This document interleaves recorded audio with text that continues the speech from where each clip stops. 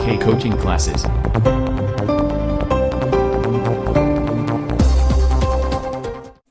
मेरे प्यारे बच्चों नमस्कार। मैं आपको आज क्लास 9th में एक्सरसाइज 2.1 का पहला क्वेश्चन करा रहा हूँ।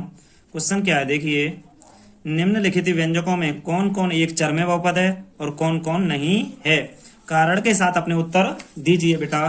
तो हल डालते हैं यहाँ से। देखो हल के साथ इस क्वेश्चन के बारे में हम आपको बताने जा रहे हैं। क्वेश्चन है, समीकरण आपका लिखा है, देखो हम यहाँ लिखेंगे सही से एकदम लैंग्वेज से। समीकरण 4x² माइनस 3x प्लस 7 में x की सभी घातें पूर्ण x की सभी घातें पूर्ण संख्या हैं, इसलिए पूर्ण संख्या है, इसलिए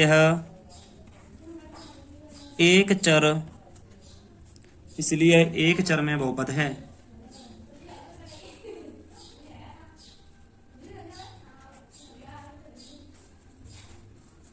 बेटा एक चर में बहुपद होगा क्यों, देखो इसको थोड़ा समझते हैं। इसका समीकरण ये है, इसमें x की सभी घातें, देखो यहाँ पर 0 होती है, 1 या 2 पूर्ण संख्या हो रही है कि नहीं सभी घातें, इसलिए एक चर में बहुपद है।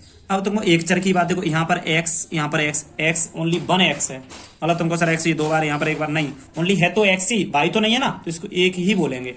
ऐसे हम अचर संख्या बोलते हैं। ऐसे आपको बेटा यहाँ से देखो चर लिख दें 1 2 3 बार, तुम कहोगे चर 3 है सर, नहीं बेटा, इन सभी को जोड़ देंगे तो 3x हो जाएगा, तो चर आपका एक ही होगा। अचर 2 3 5 आपको सर अचर है ये 3 है, नहीं बेटा 5 3 8 तो 10, इनको जोड़ के कह देंगे 10, एक ही है बेटा ये। इसके बाद क्वेश्चन नंबर दूसरे पे चलते हैं बेटा। क्वेश्चन नंबर बेटा दूसरे का हल देखते हैं। दूसरे के हल में क्या लिखा हुआ है देखना, दूसरे का हल है बेटा ये, इसमें क्वेश्चन में लिखा है वही क्वेश्चन है, वही डेफिनेशन है इसकी, बस इसमें ये बहुपद है कि नहीं बताना है। देखो बेटा ये √2 है, इस √2 में ये बताइए ओनली हमें चर की घात देखनी है, ये 2 तो अचर है, अचर की घात तो देखनी नहीं, हमें ओनली चर की घात देखनी है बेटा। तो हम इसमें लिख सकते हैं, हल में लिखेंगे समीकरण y² प्लस √2 में y की घात पूर्ण संख्या है, इसलिए यह एक चर में बहुपद है। एक चर में बहुपद है बेटा। देखो y² है ना, ये एक चर है तो इसकी घात है वो पूर्ण संख्या, तो ये बहुपद होगा। इसके बाद थर्ड क्वेश्चन देखते हैं। क्वेश्चन नंबर 3 में समीकरण देखते हल में देखते हैं बेटा। क्वेश्चन नंबर 3 में क्या होगा, समीकरण 3√t प्लस t√2 है बेटा। क्वेश्चन नंबर 3 है ये, इसमें 3√t प्लस t√2, या इसे हम लिख सकते हैं दूसरे तरीके से 3t पे 1/2 प्लस t√2 के प्रथम पद में t की घात 1/2 पूर्ण संख्या नहीं है, इसलिए यह एक चर में बहुपद नहीं है, एक चर में बहुपद नहीं है। क्वेश्चन नंबर 4 में देखते हैं बेटा। समीकरण y + 2/y है बेटा यहाँ पर, या इसको हम लिख सकते हैं y + 2y पे -1 के, इसमें लिखेंगे के द्वितीय पद में या द्वितीय पद की घात ऋणात्मक है बेटा, इसमें लिखेंगे ऋणात्मक है, इसलिए यह एक चर में बहुपद नहीं है, एक चर में बहुपद नहीं है, एक चर में बहुपद नहीं होगा बेटा। ये लिखेंगे बेटा समीकरण है x पे 10 प्लस y पे 3 प्लस t पे 50 है बेटा, यहाँ पर t पे 50 है, में 3 चर x, y, t है। इसमें 3 चर हैं x, y, t, इसलिए यह एक चर में बहुपद नहीं है। तो इसमें कर सकते हैं एक चर में बहुपद नहीं है। ये अगला क्वेश्चन देखते हैं बेटा, एक चर में बहुपद नहीं है। बेटा क्वेश्चन नंबर दूसरा है, निम्नलिखित में से प्रत्येक में एक्स स्क्वायर का गुणांक ज्ञात कीजिए। गुणांक लिखिए कह रहा है। तो हल में देखते हैं पहला क्वेश्चन क्या है बेटा। हल में पहला क्वेश्चन है 2 + x² + x। तो हम इसको देखो बेटा, यहाँ पहला क्वेश्चन लेते हैं, x लिख लेते हैं, इसे सही से लिख ले रहे हैं हम इसे। x² + x + 2 में x² का गुणांक। बेटा गुणांक की बात आ गई, तो गुणांक देखो x के आगे लिखा है। देखो कह रहा है ना x² का गुणांक, इसमें कह रहा है x² का गुणांक, x के आगे यहाँ 1 छिपा होता है, तो x² का गुणांक 1 है, तो इसका गुणांक 1 हो जाएगा। अगला क्वेश्चन देखते हैं बेटा दूसरा। बेटा क्वेश्चन दूसरा क्या कह रहा है, दूसरा क्वेश्चन है, सही से लिख लेते हैं, x³ - x² + 2 में x² का गुणांक। x² का गुणांक है इसमें -1। देखो क्योंकि x के आगे ये 1 छिपा होगा, -1 हो जाएगा x² का गुणांक। x² का गुणांक -1 हो जाएगा। तो बेटा इसका देखिए x² का गुणांक निकालने सीधे आगे। अब तीसरा क्वेश्चन इसका बेटा, तीसरे क्वेश्चन के हल में है π/2 x² + x में x² का गुणांक, x² का, इसमें x² का गुणांक π/2 है, x² का गुणांक हो जाएगा π/2।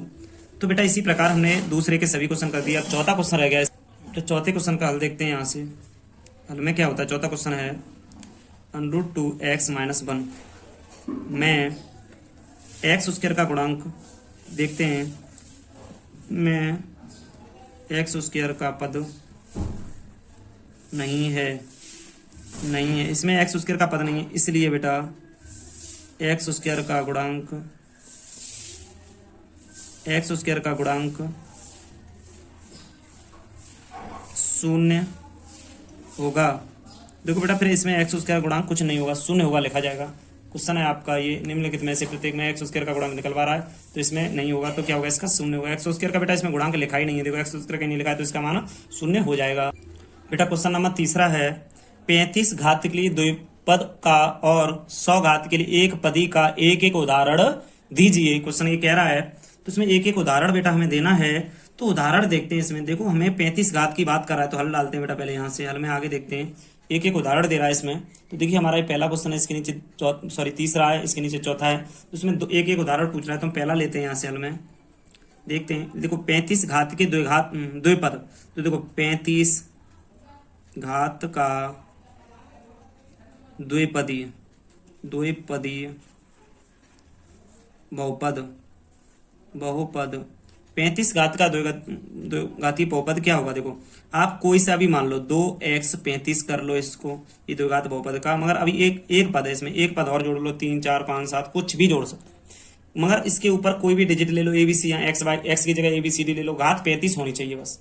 इसके बाद सेकंड क्या है इसकी पोजीशन, 100 घात का एक पदीय, 100 घात का एक पदी बहुपद, 100 घात का एक पदी बहुपद। इसमें होगा -7/2।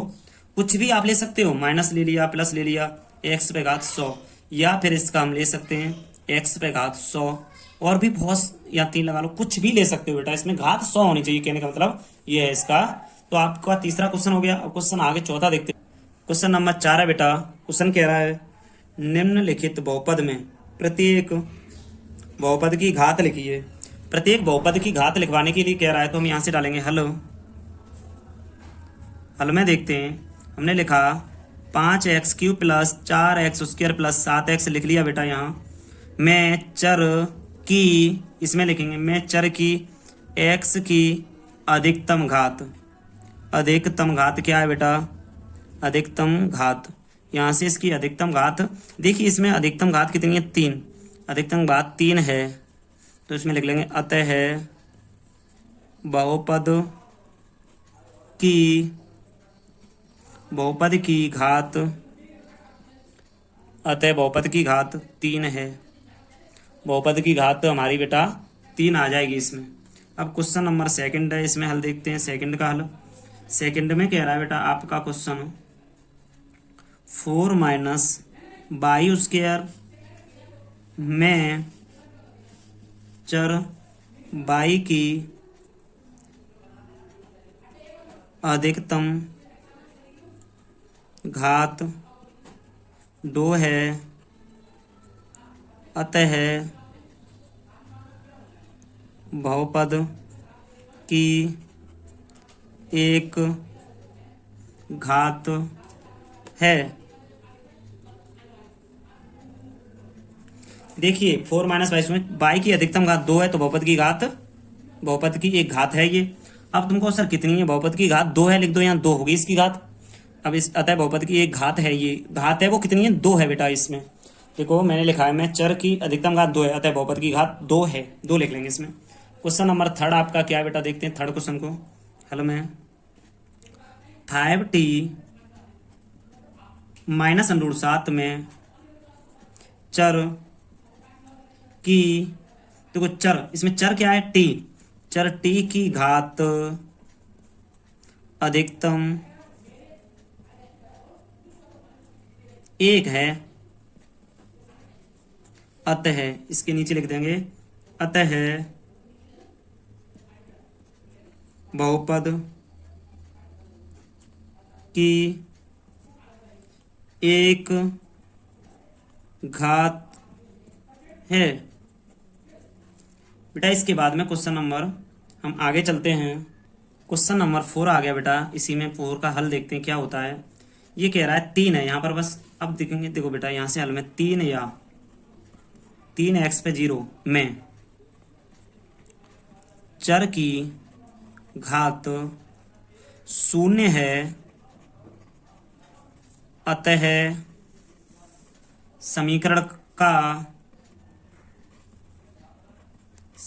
का यस सर, समीकरण की घात 0 है, 0 है बेटा, समीकरण की घात 0 होगी इसमें। तो क्वेश्चन तीसरे के बेटा आपके देखिए 4 क्वेश्चन हो गए। आगे क्वेश्चन देखते हैं चौथा क्या। क्वेश्चन नंबर 5 में देखते हैं, बताइए कि निम्नलिखित बहुपद में कौन कौन बहुपद रैखिक है, कौन कौन द्विघाती है और कौन कौन त्रिघाती है। इसमें बहुपद बताने हैं, तो देखिए बेटा हम हल में चलते हैं। हल में क्या होता है कि यहाँ से इसमें ये बताना है कौन कौन द्विघाती है, कौन कौन त्रिघाती है, कौन कौन बेटा त्रिघाती है और बहुपद है। देखते हैं चलो हल में। पहला क्वेश्चन है x² प्लस x ले लिया बेटा मैंने, मैं इसमें लिखेंगे रीजन सहित, मैं चर x की अधिकतम घात 2 है, अतः यह देखो बेटा x की अधिकतम घात 2 है, देखो इसमें 2 ही तो है, अतः एक द्विघाती बहुपद है, अतः है एक द्विघातीय बहुपद है। क्वेश्चन बेटा इसके आगे ऑप्शन दूसरा है इस क्वेश्चन का, तो इसमें देखते हैं क्या कह रहा है, हल डालेंगे। हल में देखते हैं, देखो क्वेश्चन है x माइनस एक्स क्यू में चर की, में या देखो बेटा x माइनस एक्स क्यू में चर की, या x में x चर की, x है ना चर, x चर की अधिकतम घात 3 है बेटा। इसमें अधिकतम घात 3 है, अतः यह एक त्रिघाती बहुपद है, त्रिघाती बहुपद है। इसके बाद में क्वेश्चन नंबर 4 पे चलते हैं, सॉरी 3 पे हल डालते हैं इसका।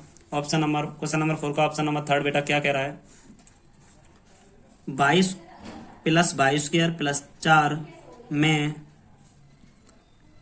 चर बाई की अधिकतम घात 2 है, अधिकतम घात 2 है, अतः द्विघाती बहुपद है, अतः यह एक द्विघातीय बहुपद है। द्विघाती बहुपद है। इसके बाद हल नंबर 4 वाला देखते हैं ऑप्शन बेटा। 4 में क्या कह रहा है? 4 में क्वेश्चन में कह रहा है 1 + x में चर x की अधिकतम घात 1 है, अतः यह एक अधिकतम घात 1 है, अतः एक रैखिक बहुपद है। अतः यह एक रैखिक बहुपद है, रैखिक बहुपद है। अब इसके बाद में बेटा पहला क्वेश्चन आपका चौथा हो गया, ये रैखिक बहुपद होगा। क्वेश्चन नंबर 5 आ गया इसी का। 5 का हल देखते हैं। 5 का हल क्या होगा? 3t में चर t की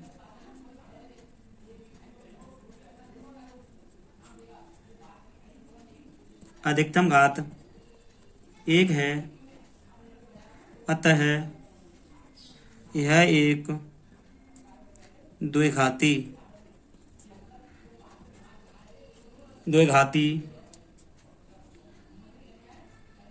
सॉरी, इसमें एक है ना बेटा, तो एक रैखिक बहुपद है, अतः यह एक रैखिक होगा बेटा, रैखिक बहुपद।